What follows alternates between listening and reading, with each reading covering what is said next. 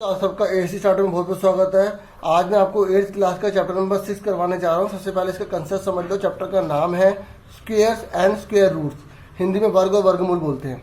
आपको पहले वर्ग और वर्गमूल के बारे में पता होना चाहिए। जैसे एक के ऊपर ये पावर 2 लिखी है, इसको स्क्वायर बोलते हैं। इसका मतलब इसे 2 बार लिखेंगे, 1 1 जा 1 1 आ गया। ऐसे अगर 2 का स्क्वायर क्या होगा, 2 × 2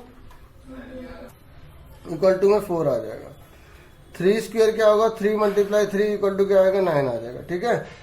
अगर आपसे पूछा जा रहा है वर्गमूल, तो ये जो वर्ग, ये जो ऐसे जो साइन होता है इसे वर्गमूल कहा जाता है। क्या बोला जाता है इसे, वर्गमूल कहा जाता है। तो 1 आ गया, इसका 4 का क्या आ गया, 2 आ गया। 9 का क्या आ जाएगा, 3 आ जाएगा। क्या आ जाएगा, 3। ऐसे 4 का स्क्वायर क्या होगा, देखो 4 × 2 8 मत लिख देना, 4 4 16 होता है बच्चों। ऐसे 16 का रूट क्या होगा, 4। ठीक है। ऐसे अगर यहाँ पे मैं 8 का ले लूँ, आपको पूरे कम से कम 30 तक याद होने चाहिए। 8 8 जा 64 हो गया। 64 का रूट क्या हो गया, 8। अब कुछ बच्चे कहेंगे भैया आपने तो यहाँ से लिख दिया, लेकिन हमें कैसे पता चलेगा। देखो एक तो आपको सारे लर्न होने चाहिए।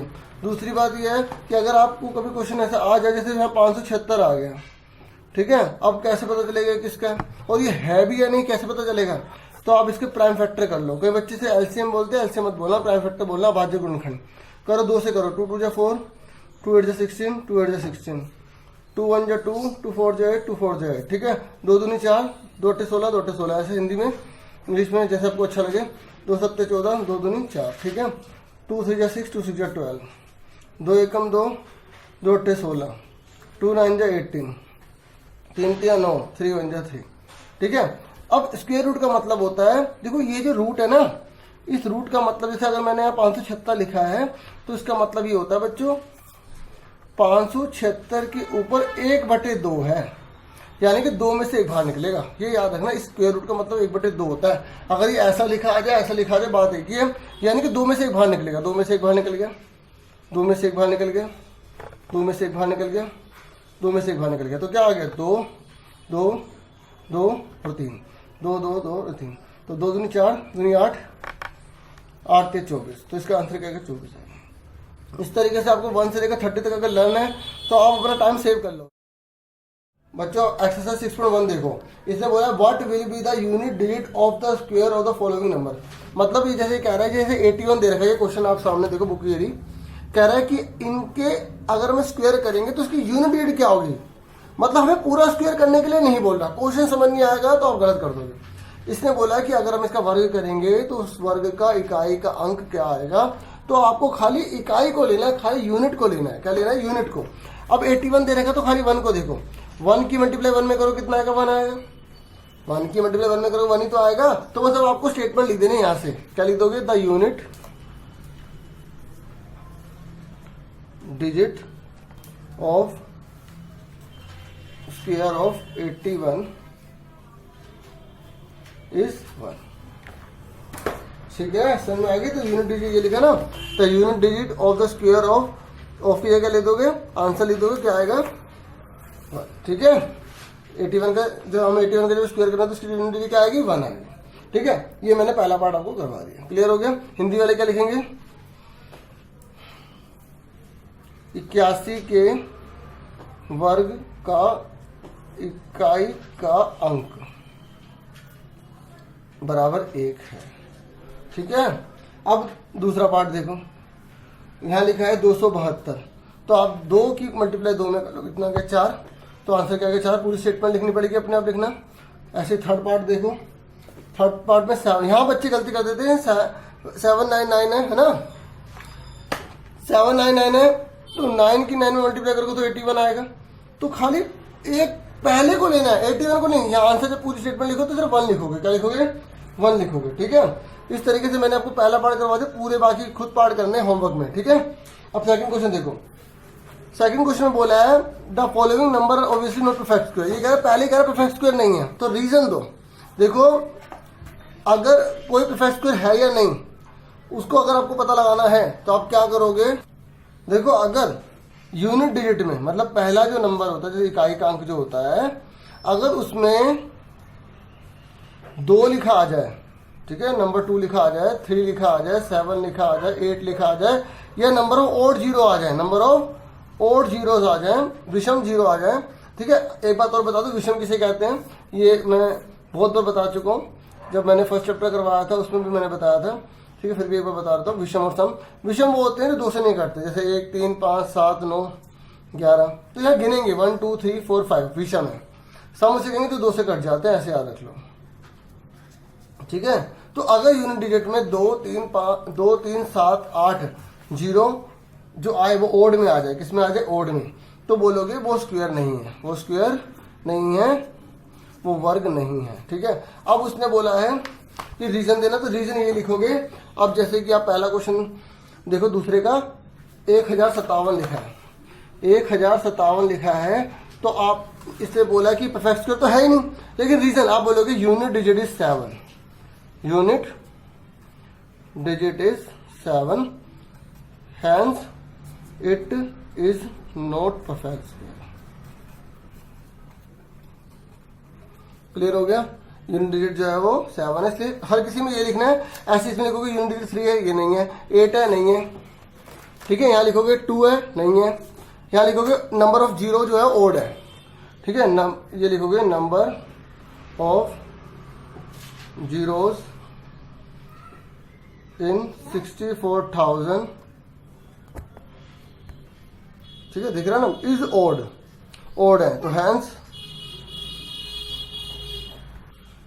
It is not perfect square, ठीक है। हिंदी में क्या लिखोगे, जीरो जो है वो विषम है, ठीक है, जो इसमें जीरो की जो संख्या है वो विषम है, इसलिए यह पूर्ण वर्ग नहीं है। समझ आ गया सेकंड क्वेश्चन।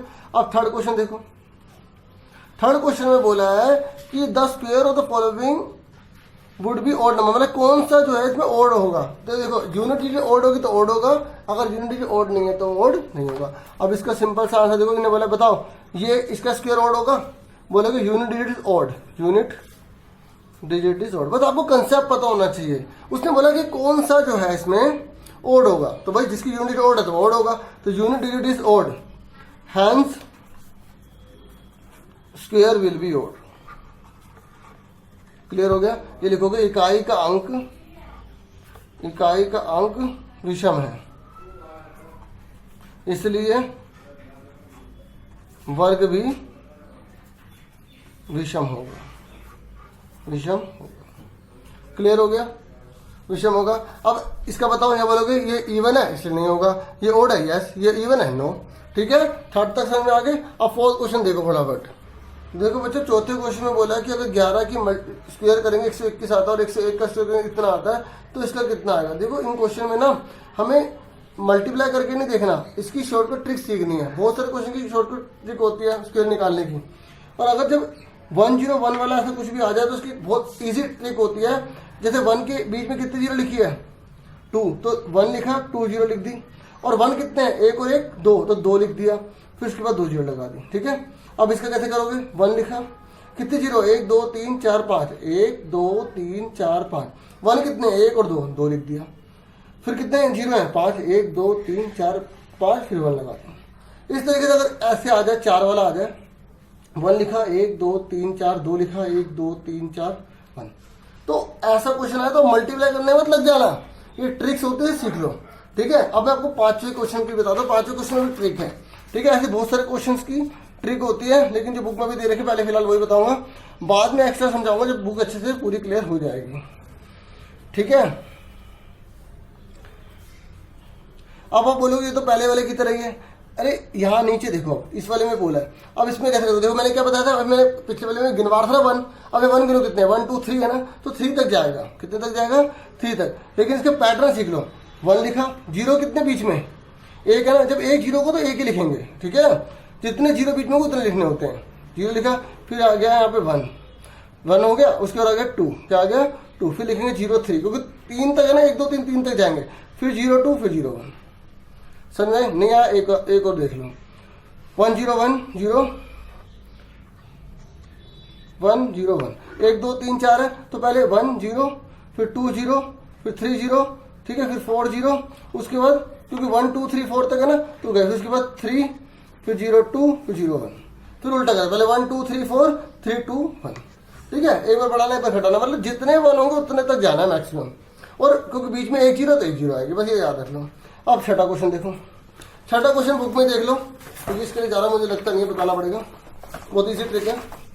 जहाँ देखो, ये देखो, यहाँ देखो, दिख रहा है, देखो 1 2 जा 2, 2 का अगला 3, देख लो स्क्वायर है, स्क्वायर होना चाहिए सब पे।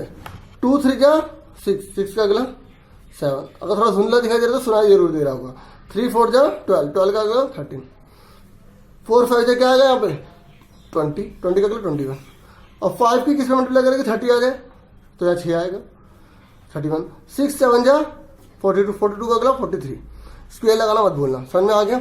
अब सातवां क्वेश्चन देखो, सातवां क्वेश्चन एग्जाम में है जो बहुत बार आया हुआ है, इसमें मतलब बिना ऐड किए बताओ कितना सम आएगा। समझ में आई, मतलब बिना जोड़ के बताना कितना टोटल होगा। तो ये ओड में है, ध्यान देखो, पहले ना थोड़ा क्वेश्चन को ऑब्जर्व किया करो, बिना क्वेश्चन को ऑब्जर्व किया आप क्लियर नहीं कर सकते कंसेप्ट। देखो ये ओड नंबर में है तो इसका एक पैटर्न है, क्या है, गिनो कितने 1 2 3 4 5, तो 5 के ऊपर पावर 2 लगा दो। अब 5 की पावर 2 का मतलब क्या होता है, 5 की 5 में मल्टीप्लाई, कितना आ गया 25 आ गया। समझ में आ गई। अब जैसे यहाँ पे 1 3 ओड नंबर होने चाहिए, कितना होना चाहिए ओड नंबर, और कंटिन्यूस होने चाहिए। ये मत करना 1 के बाद 3 लिख दिया 3 को 7 लिख दिया, नहीं फिर गलत हो जाएगा। कंटिन्यूस होने चाहिए ओड में, 1 के बाद 3 5 7 ऐसा होना चाहिए। कितना आएगा इसका आंसर, इसको और आप टोटल करके देख लेना, यही आएगा। ठीक है, 9 7 16 16 5 21 22 24 25 आ रहा ना 25। अब यहाँ देखो 1 2 3 4 5 6 7 8, तो 8 के ऊपर 2 लगा दिया, 8 के ऊपर 2 का मतलब क्या 64, 8 दूनी 16 मत लिख देना, 8 दूनी 16 मत लिख देना। ठीक है, समझ में आ गई। अब सातवां क्वेश्चन देखो। अच्छा ये सातवां क्वेश्चन, अच्छा छठा क्वेश्चन तो मैंने आपको बुक से समझा दिया ना, ये सातवां क्वेश्चन था। अब आठवां देखो, आठवें क्वेश्चन बोला है कि 49 को, ये देखो आठवें क्वेश्चन बोला है ये जो 49 है ना, 49 को 7 ओड में रिप्रेजेंट करके दिखाओ, मतलब इसका उल्टा करना है, इसका उल्टा करना है। तो हम कैसे करेंगे, बिल्कुल सेम वैसे ही करेंगे। यहाँ लिखेंगे 49, ठीक है, 49 किसका होता है 7 का होता है, तो 7 बार लिख लेंगे, कितने लिखेंगे 7 तक, 1 3 5 7 9, 1 2 3 4 5 6 और 7 ही आ गया। अगर उसने बोला दूसरा बोला है पार्ट, बोला है एक और पार्ट है 121 बोला है, तो 121 किसका होता है 11 का, तो 11 तक लिखना है आपको, 1 3 5 7 9 11, ये 11 तक नहीं कह रहा, गिनने में कह रहा हूँ 1 2 3 4 5 6 7 ऐसे कह रहा हूँ। ठीक है, ठीक है, 1 2 3 4 5 6 7 8 9 10 और ये हो गया 11। क्लियर हो गया। ऐसे आएगा तो आपको ऐसे बदलना पड़ेगा, ऐसे आएगा तो ऐसे करना पड़ेगा। ठीक है, इस तरीके से मैंने आपको करवा दिया आठवां क्वेश्चन। अब इसका लास्ट क्वेश्चन देख लो। ठीक है, फटाफट देखो। इसने बोला 12 और 13 का अगर हम स्क्वायर करें तो उसके बीच में कितने नंबर आएंगे। जैसे मैंने आपसे बोला 2 और 3 का स्क्वायर करेंगे तो उसके बीच में कितने नंबर आएंगे। देखो बच्चे क्या कहते हैं, बच्चे कहते हैं एक भी नंबर नहीं आएगा। अरे मैंने एक लाइन बोली है, उसमें स्क्वायर वर्ड भी बोला है। स्क्वायर का मतलब होता है वर्ग। कह रहा है 2 और 3 का स्क्वायर करो तो कितने नंबर के बीच में आएंगे, तो 2 का स्क्वायर 4 हो गया, 3 का स्क्वायर कितना हो गया 9, तो इसके बीच में नंबर कितने हैं। बच्चे कहेंगे भैया 9 में से 4 के 5 आएंगे। नहीं, जब 9 में से 4 घटाओगे 5 आएंगे, वो तो आप घटा रहे हो ना। इसके बीच में कितने नंबर आएंगे, ध्यान से देखो। 9 और 4 के बीच में कितने नंबर है, 4 5 है 6 है 7 है और 8, सिर्फ 4 ही तो है। तो ये बच्चे गलती कर देते हैं, इसलिए कंसेप्ट समझ लो। अब 12 और 13 के बीच में कितने आएंगे, 12 का स्क्वायर कर लो 144, 13 का स्क्वायर कर लो 169, तो लिखोगे number between square of 12 and 13 और कितने होंगे 169 में से 144 घटाओ 25 आ गए, फिर एक और कम कर दो 24 आ गया। कितना आ गया 24। ऐसे करना है, मतलब घटाने का तो एक और करना है। इसका एक और शॉर्टकट तरीका देख लो, सबसे आसान है, बहुत कम को पता होता है। आप दोनों को जोड़ दो, ठीक है, एक कम कर दो, 25 माइनस 1 24 आ गया, है ना आसान तरीका। लेकिन एक कंडीशन है, 12 के बाद 13 होना चाहिए, 2 के बाद 3 होना चाहिए, 2 के बाद।